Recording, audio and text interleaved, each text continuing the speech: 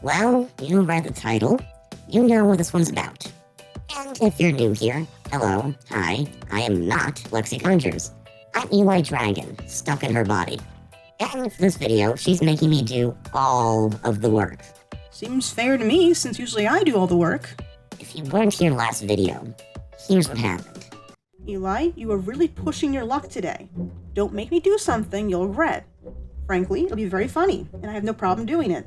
Oh please, what are you gonna do? Use a spell to make me stop talking? No, that wouldn't be as funny. I have other plans. So catch us in the next video where we'll be talking about the body switch trope. Wait, what are you doing?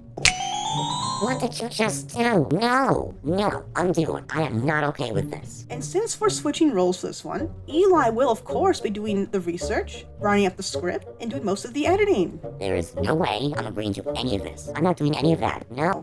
And if he behaves, then I might just switch us back in the next video. Next video? You're going to leave us stuck like this until I... That's right, Eli.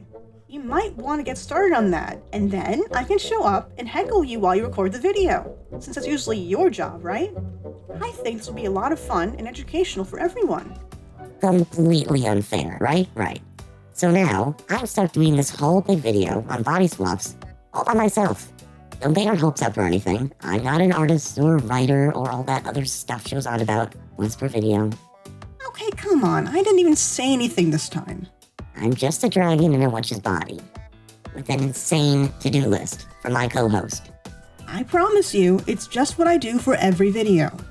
I mean, come on. Why do I need to write out an outline and a script? Why can't I just talk? But then she says I have to go look up the history, neurology, and psychology of body swaps? That's right. She must be out of her mind. Nope. My mind's just in your body until you get this done. Okay, I gotta go read first, I guess. Okay, so I read many things, and now I don't even know where to start. Okay, let's start with what got me here in the first place. Body swaps in media are popular, and I mean crazy in your face in so many random movies and shows and books are popular. In the 2000s, it was probably easier to find a show with a body swap episode than one without. And even now, it seems like it's going back again. Well, that whole thing in Wednesday Season 2, when Eden and Wednesday did a body swap, probably the best part of that season, if I'm being honest. What was it talking about? Did you actually forget? Or are you doing that so I jump in? Oh yeah. There were so many body swap stories, the list would be huge. And with so many of these things, you probably start to notice a lot of them are real similar in their stories. Here, look. Let me do you a favor and summarize for you probably about 90% of all body switch stories real quick. If you know it, feel free to join in. You're smart. I bet you noticed a pattern too. Two people, doesn't matter if they're related to each other, best friends or strangers stuck together in some wacky situation by fate, they get into some sort of fight or can't see eye to eye. Some sort of magical interference causes them to swap bodies. The two absolutely freak out and scream and stare into a mirror, shocked and all that. Yada yada, and they pretend to each other's lives. At first, they try to play it cool, but probably dress a little different than the actual person would, and things get weird. Later, the two get into more fights. They're not living their lives the right way. They try to sabotage each other's lives, a wacky outfit here, possibly a life-altering decision there. Shenanigans ensue. At some point, they realize if they keep this up, they're just going to ruin each other's lives. So they better cut it out and work together. They learn empathy for each other, learn some sort of deep lesson, and the relationship changes. Then, poof, they switch back. Everything is like before. But now it's better. Ta-da! I just saved you many hours of bad, repetitive, or decent but still the same movies. Okay, you can't seriously think that's fair to say about all body switch stories. I mean, yeah, kinda. Okay, so Lexi is saying that by itself is reductive. And not all of them are like that, but for sure a lot of them are. I mean, let's be honest here. One of the reasons there are so many of these things is because a body swap story is easy to make. They're affordable, because all you really need is two actors who can pretend to be multiple characters. And other than that, it's a pretty typical slice of life story that follows the exact same plot. It's a simple gag that pretty much guarantees it'll get that comedy stamp of approval for the people who are into that sort of thing. Attach a few big names to the project, and you've got yourself a formula for a cheap hit. or as an episode gag in pretty much any Saturday morning cartoon or sitcom. I mean, it's no wonder there are so many of them when they're that easy to make. Easy to make doesn't mean it's not worthwhile, though. So here is the million-dollar question. Why are we here? I mean, you click the video, you must either really like the body swap trope, and probably don't like what I'm saying so far, or you're like me and don't get what the big deal is. Big old cash grab, right? So why should we care? I can give you several reasons why you should. I would have said the exact same thing if I was not literally in the wrong body right now and forced to read a ton of research on the whole thing. The big flashy neon light obvious thing that comes to mind first is empathy. I think I even mentioned it in the lazy plot summary. It's just baked right in. Seriously, if you haven't seen the Freaky Friday video already, first of all, why are you here if you didn't see that one? You should watch it. I'm very funny in it. But yeah, in that video, Lexi brings up empathy so many times. That whole put yourself in another person's shoes thing, but literally is powerful stuff. Those stories, even the lazy ones, really go into what it's like to live completely differently than you usually do. See another person's life up close, so you notice things you never would have before. I'm a fan of anime. Is that your version of I'm an artist? Hey, don't start cutting me off. You get mad at me for that. Anyway, I'm a fan of anime, and what I like a lot is Yamada and the Seven Witches, which, for a big chunk of the show, is one big crazy body-swapping mess of teens who switch bodies through the power of kissing. Early in the show, when they first learn that power, a studious girl swaps places with the class tough guy, who never paid much attention to her. Having to be her gives him a whole new perspective on her life, paying attention for the first time. He notices how the girl gets bullied at lunch, how obnoxious guys hit on her, and how no one expects her to stand up for herself. So of course, in her body, he does. Funny enough though, the girl in his body just sort of lives normally, attending class like usual. The whole thing devolves in this whole wacky and kissing body swapping club at school for a while, which was a wild time. So, the body swap trope is good for empathy and probably a good laugh. Funny thing though, even though I'd say 90% of the time there are comedies or rom-coms, there's also a lot of shockingly versatile list of genres that have used the trope too, that I've never even considered counts as body swaps, and others that are pretty new and different. There's comedy and romance, but there's also full stop drama and horror body swap stories out there too. Yeah, you heard me, horror. Like true blue psychological horror stuff. Get Out is technically a body switch story.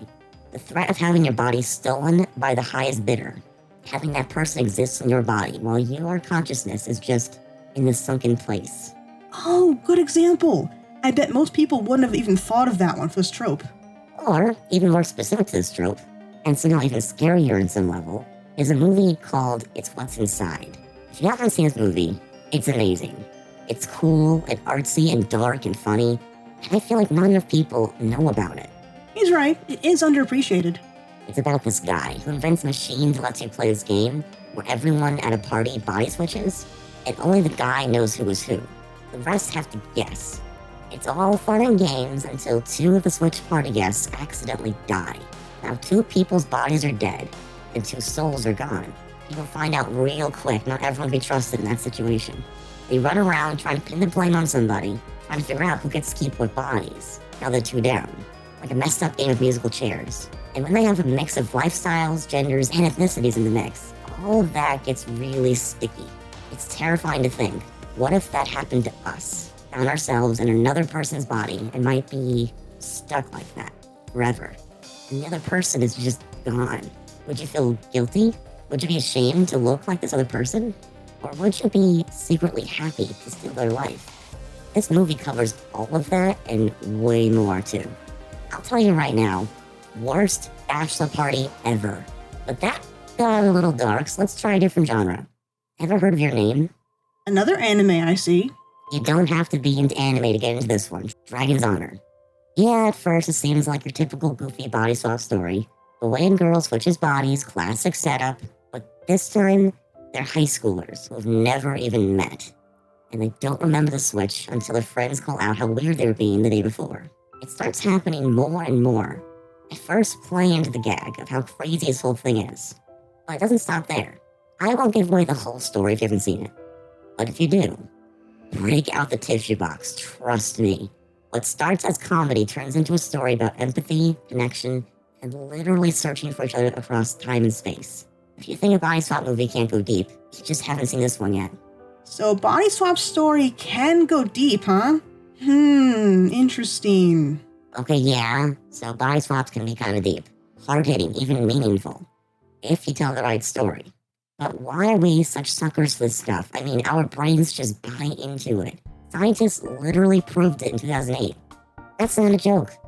It's a real neurological study where they use VR and mannequins to trick people into thinking the mannequin was their body. And if Lexi hadn't forced me to read the article, I never would have known. Yes, you're welcome. But hey, if you don't have a wicked witch breathing down your neck making you read journal articles, you can just watch Rhett and Link's version from 2017. Same experiment, still wild. They also did it with each other, not just mannequins. I'll link the video in case you never saw it before or haven't seen it in a long time. Joke's on you. I use wicked to mean cool, so thank you for the compliment.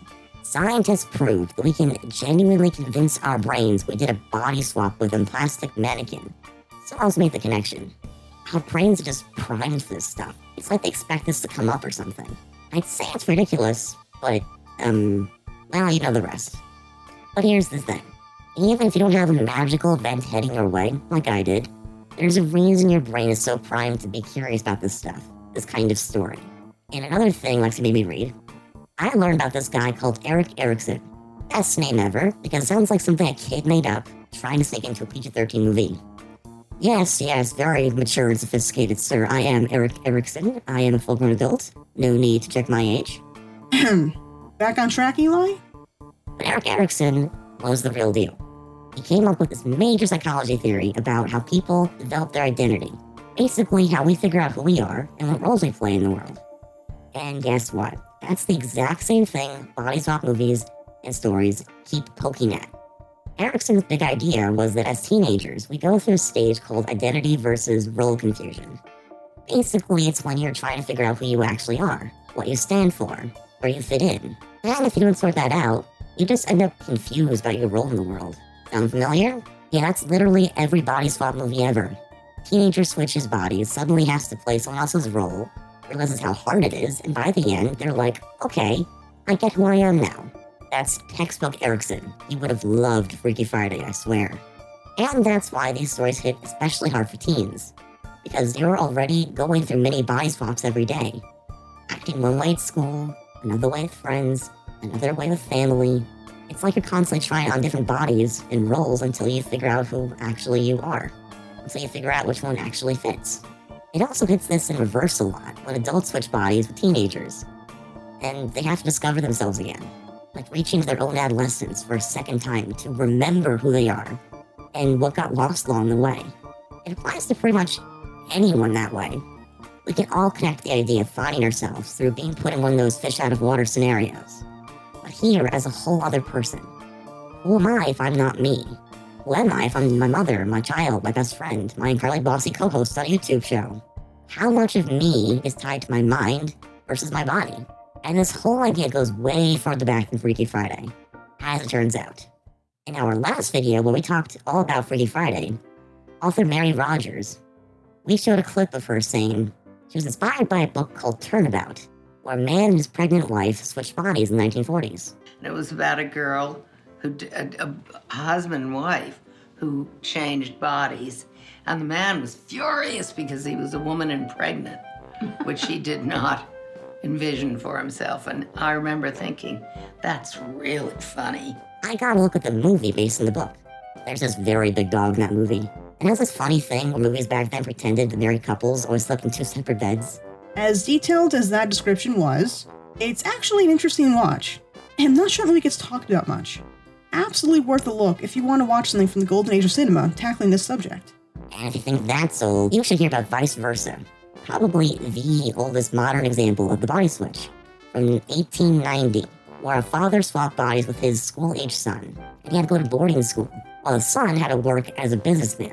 Back to that whole teenage adolescence thing. See that? Yes, Eli, we see it. And you can take it back even further than that. One thing to know about me is I love myths, legends, and folklore.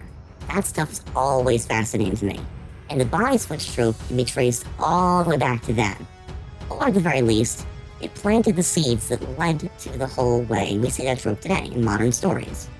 In Greek mythology, Zeus would frequently inhabit human forms to interact with mortals, taking on identities that weren't his own. Japanese folklore, there were stories of shape-shifting animals, kitsune and tanuki, taking on human forms. Gee, I wonder why I like this one.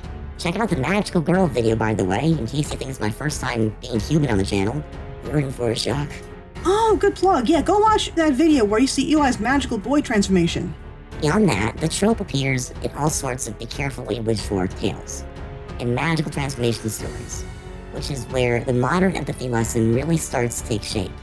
Even centuries ago, humans were fascinated by the idea of stepping into someone else's shoes, or someone else's body, and seeing the world from a completely different perspective.